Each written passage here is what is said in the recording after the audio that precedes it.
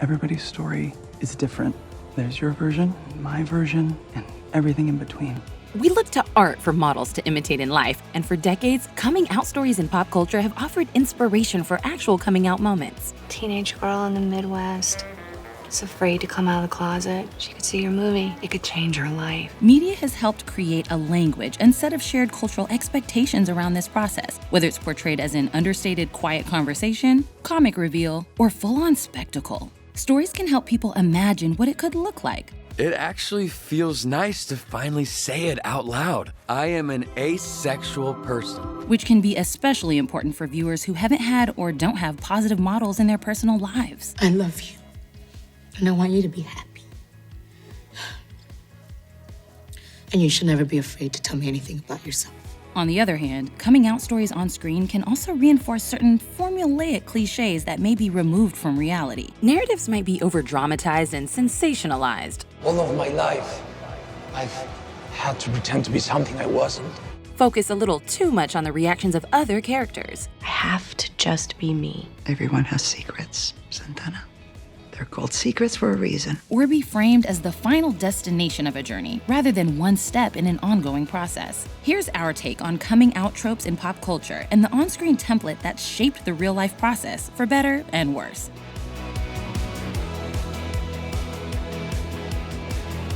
If you're new here, be sure to subscribe and click the bell to be notified about all of our new videos. Since you're a fan of this channel, I know you love movies as much as I do. That's why I'm excited to tell you about this video sponsor, Mubi. Mubi is a curated streaming service that premieres a new film every day, so there's always something new to watch. Right now, Mubi is offering our viewers 30 days free. Click the link in the description below to start streaming now.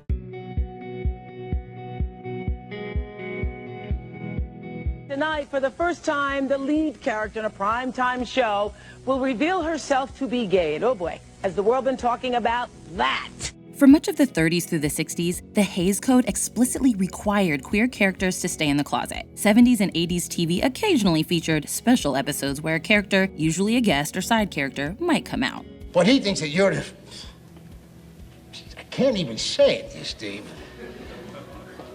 He's right, Arch. But most of these were one-episode plots about the struggles of being gay or living with AIDS. A memorable exception is a 1979 episode of Barney Miller, when Officer Zitelli writes an anonymous coming-out letter which is met with some acceptance. You should be able to stand up there and say with pride and with dignity, I am a homosexual. We can see the same trope in recent examples to this day. A character fears coming out, only to find they actually have a lot more support than they expected. Still, in the Barney Miller episode, Zitelli fears for the future of his career. You would like to come forward. I wanna, but I do, and they slap me with an automatic psychiatric, right? And Barney chooses not to reveal Zitelli's identity as the letter writer, likely because he knows how the lieutenant and the department will react. We just want to get a better idea as to whether or not this situation is widespread or just some isolated pervert. In the 90s, increasingly normalized queer relationships on screen didn't have to be all suffering, as we started to see TV gay weddings, kisses, and coming out stories, like Ricky's moment in the final 1995 episode of My So-Called Life. I'm gay. I just don't usually say it like that. I mean, I've actually never said it out loud. But the watershed moment in modern coming out stories was Ellen's The Puppy episode in 1997, when Ellen DeGeneres' character became the first main network TV character to come out. I'm so afraid to tell people. I mean, Susan, I'm gay. In conjunction with star DeGeneres also coming out in Time and on Oprah. It was time for me to say, I'm fine with who I am. I feel good about me. I'm not ashamed of who I am. Research has confirmed that Ellen's coming out, as well as out characters on shows that followed like Will and Grace, The L Word, and Ugly Betty, helped real people to get mental health support and assistance coming out to friends and family. If I hadn't seen her on TV, I would have thought, I could never be on TV. They don't let LGBTQ people on TV. I would have gone on thinking that I was an alien and that I maybe didn't even have a right to be here. But the Puppy episode was also so influential that it created a formula for coming out on screen that future films and TV shows mimicked, perhaps a little too faithfully. According to the Ellen template, coming out is a public, funny reveal that happens all at once, is an endpoint of the journey, is highly fixated on others' reactions, and might include a forced outing that ends up being for the best. Let's look closer at how these conventions have endured. Even though most coming out moments don't involve shouting your sexuality to a crowd over a loudspeaker, a common pop culture trope is that coming out should be a grand theatrical occasion. Like, everybody's attention, please. I just want everybody here to know I'm f***ing gay. Sometimes accompanied by a lengthy, emotional monologue. So I am done being scared, and I am done keeping secrets. Or even a musical number. In Sex Education, Adam literally comes out on stage in front of the whole school. I want to hold your hand. Revelatory coming out spectacles are expressions of the joy and relief of sharing your full self openly with the world. I am a gay man. But these glitzy, choreographed spectacles are far from most real coming out moments.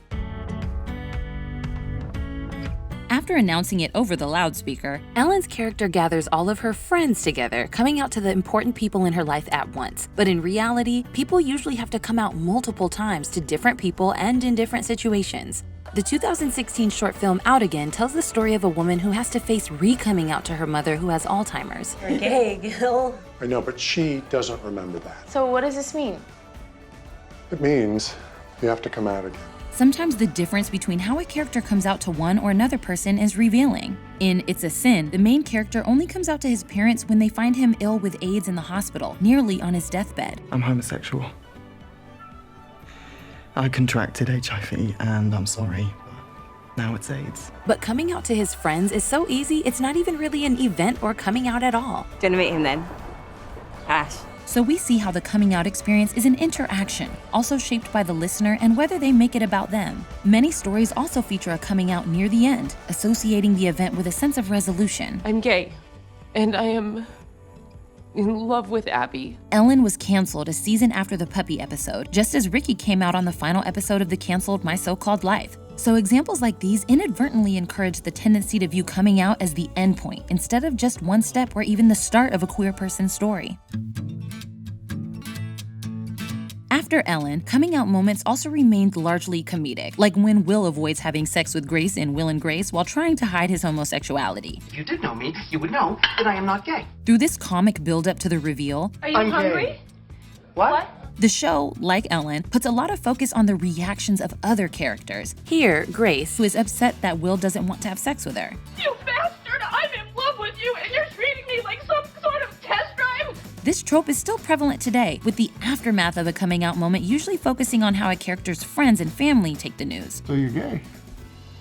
Which one of your old girlfriends turned you? While it's realistic that many people may not react well to a character's coming out, it's important to center the feelings of the character coming out. Have you been trying to tell me this for a while? Kinda. But I didn't know how. That must have been really hard. And even family or friends who try to show support can still take over the moment by reassuring queer characters they knew all along. I've known since you were 3. A well-intentioned reaction that can come across as dismissive towards the person's feelings that they've taken a brave, difficult action. I'm gay, and that might mean you're gonna send me to a conversion camp. Well, hold your horses, son. I already knew you were gay. Another very unfortunate and violating way that characters come out is through being forced out of the closet or publicly outed by someone else. We have a gay hero. Who in the 7 is gay? Queen Maeve.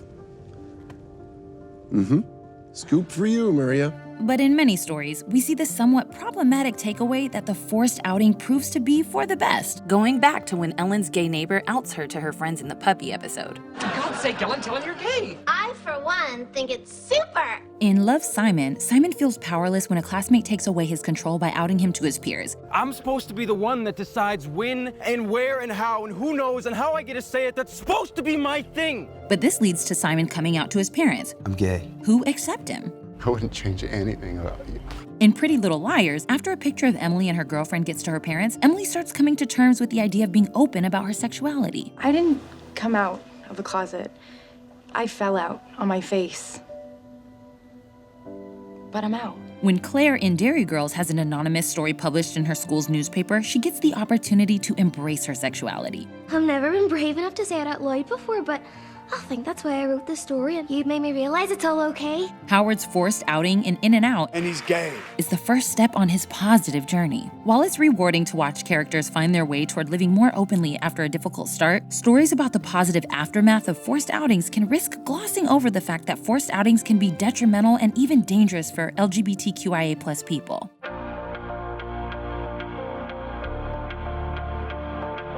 Coming out journeys often kick off with the character discovering their sexuality through some kind of Eureka moment. They were right.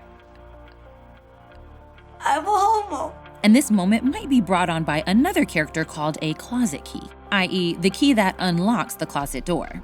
When I'm with Brittany, I finally understand what people are talking about when they talk about love. In Glee, Kurt is a guiding force for Karofsky's transformation. It isn't gonna be easy, but you're gonna get through this. In Buffy the Vampire Slayer, Willow's genuine love for her fellow witch Tara I hope you don't think that I just come over for the spells and everything.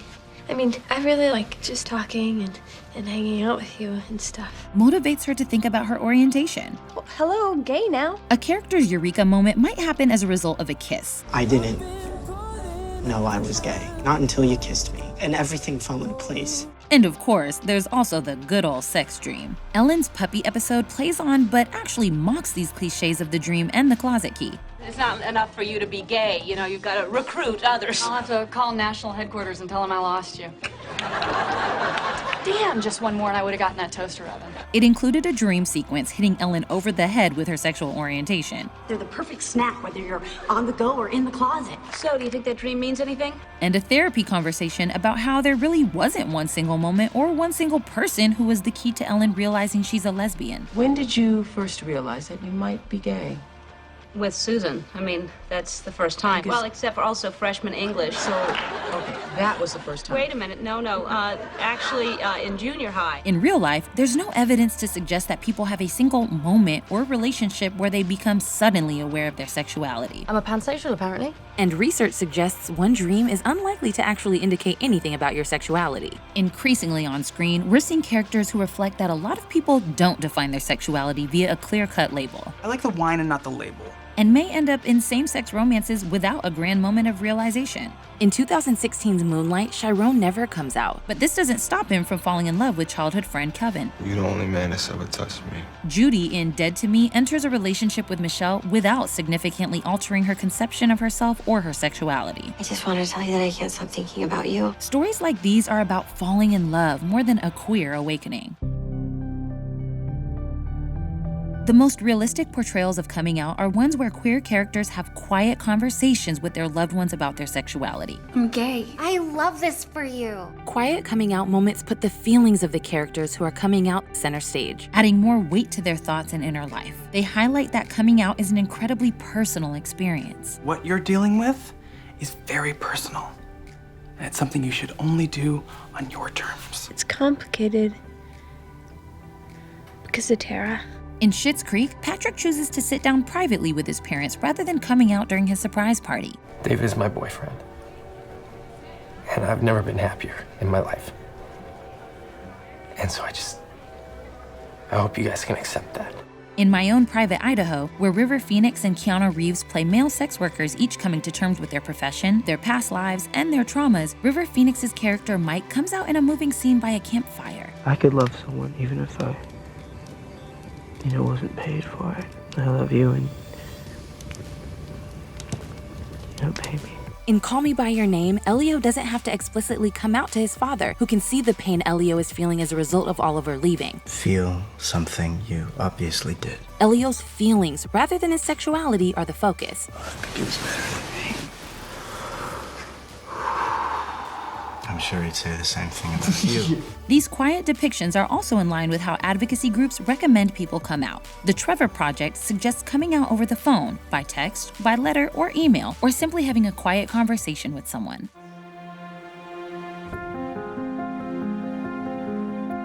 In stories about teens, coming out journeys are fraught with fear of rejection from both parents and peers. I'm scared, and I think I'm bisexual. In Glee, Santana stays closeted for a long time due to the homophobia Kurt faces for being out during high school. I'm a closet lesbian and a judgmental bitch. while the angst continues in contemporary teen stories like Love, Simon. I have one huge-ass secret. Nobody knows I'm gay. Teen characters sometimes wait to share their sexuality because they feel pressure to come out not only to friends, but to the whole school. These shows and movies touch on the realities of teen anxiety, but they can also sometimes focus too exclusively on the struggles of coming out. There's a best friend telling me he never wants to talk to me again. My mom telling me that I have a disease. A 2014 study in the American Journal of Orthopsychiatry found that while coming out during high school did increase the chances of facing harassment and victimization, overall being out in school has a positive influence on the psychological health of LGBTQ people in young adulthood. Some more joyful portrayals emphasize that coming out to friends can lead to a strong support network. Actually, guys, it's Theo now. Theo? Yeah. Sounds good. Which can help especially if family members are less than accepting. On the other end of the spectrum, coming out stories of older adult characters revolve around the idea of finally being able to express who they are. You mean you're gay, and this is who you're gay with? This is who I'm in love with. Usually after growing up in a time where being LGBTQ was far more stigmatized. In Beginners, Oliver's father doesn't come out until he's in his 70s due to entrenched homophobia. My father said if you got caught by the Vice Squad, you could lose everything. And his long-term marriage, which reflects the ongoing complex reality that many closeted queer people are in marriages with straight people. Were you ever really happy with me? I was happy enough. For parent characters coming out, their main fear is rejection from their children. Are you saying that you're gonna start dressing up like a lady all the time? And while an older coming out may struggle with whether it's worth the upheaval after waiting so long, I don't want to be just theoretically gay. I want to do something about it. ultimately they decide they owe it to themselves. Today, coming out is increasingly recognized as a choice. For a lot of people, it could be like an unsafe situation or just like something they don't want to do, and that's fine. And refreshingly, it doesn't have to be the centerpiece of narratives about queer characters. Amy in Booksmart has already been out for 2 years when this coming-of-age story begins. You've been out for 2 years and you've never kissed a girl. I want you to experience this. Coming out stories can show that it's not always easy or simple, Mom needs a little more time. but also highlight that there is support out there, whether in the form of friends, I'm glad you told me. family, You get to exhale now, Simon. or a community the individual has yet to find. If I could go back and talk to myself back then, that would be the thing I would say. You are a part of a community that is so amazing. While it's important to keep moving beyond the cliches, the history of coming out stories has gifted our culture the recognition that everyone deserves to be able to live out loud. I'm not broken. I'm free. This is The Take on your favorite movies, shows, and culture. Thank you so much for watching and for supporting us. Please subscribe and never miss a take. Thanks again to Mubi for sponsoring today's video. Inspired by coming out stories of all kinds, one movie I'm checking out this month on Mubi is Matthias and Maxime from Canadian auteur Xavier Dolan. This heartfelt story of love and friendship focuses on two men who must consider the nuances of their relationship after being asked to share a kiss while shooting a student film. If you're anything like me, these days you may be totally uninspired and stuck when it comes to figuring out what to watch next. Subscribing to Mubi completely fixes that. Their team of curators handpicks every film they show, so there's always something new to discover. Right now, Mubi is offering our viewers 30 days free, so click the link in the description below to start streaming now.